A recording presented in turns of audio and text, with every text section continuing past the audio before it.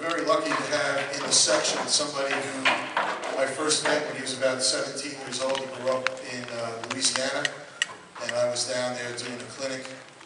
And after the clinic, his mother came up to me and said, "My son would love to meet you," and I went to meet Jeff Prosperie. And he was taught by the great Marty Hurley down in Louisiana, but he always loved the Bridgemen and our style. So he came up and marched in the Corps in 1984, and the Corps kind of folded. He went to Star of Indiana in 85, and most of our staff went out there. Then he went to Phantom Regiment and aged out with Phantom Regiment. And then he taught there for a few years, got his degree in percussion, taught university percussion for many years, and then about a year and a half ago, I guess, at age 39, decided he really wanted to be a full-time player. So he came up to New York and auditioned for the West Point Band and was accepted. He's now a member of the very famous Hellcats Drum and Bugle Corps, Ceremonial Corps up at West Point.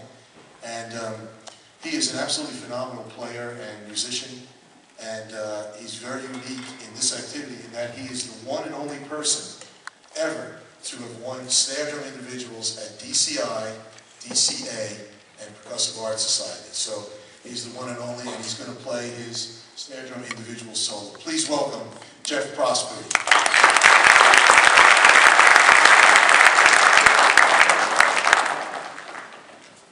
Thank you so much.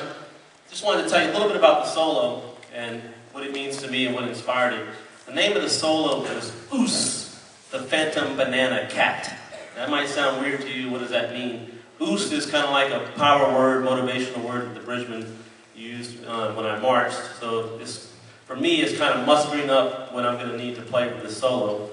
And then the Phantom Regiment is a big part of what I did in the Hellcats, with a military group at West Point. And so OOSE, the Phantom Banana, or the Bridgeman Cat. So you'll hear different influences. The individual solo on a snare drum is kind of a goofy thing because you're not going to really play at Carnegie Hall on a Kevlar snare drum. So it's kind of a unique art form in that it's a circus trick, it's an athletic event, it's a musical event, it's a compositional event. And right off the bat I play which is a roll-off, which was my first impression of the Bridgemen when I saw them come down south. I grew up in Louisiana. I saw them come down south, I think it was 1980, when DCI championships were in Birmingham. And they played Thunder and Blazes, and that stuck in my mind. And the ending of the solo is the end of a Phantom Regiment solo from 1982 when they played Spartacus. Very powerful, real powerful. So that bookends the solo. And in between, it's kind of a journey, but a lot of the material you'll hear is based off of this rhythm. Bop, bop, bop, bop, bop, bop, bop, bop. That's camouflaged in, woven in to a lot of the musical moments and the inspiration. In the middle of the solo, it's more of a compositional effect of metal sticks and felt sticks, trying to explore some timbres in the drum. And that middle section was inspired by Al Payson, who used to perform with the Chicago Symphony, and he wrote a piece called The Twittering Machine.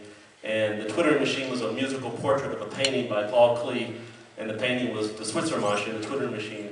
And the only purpose of the painting was a painting of a weird monstrosity of a machine whose spastic movements were just creating noises just to make the onlooker puzzled. So that's kind of the inspiration there.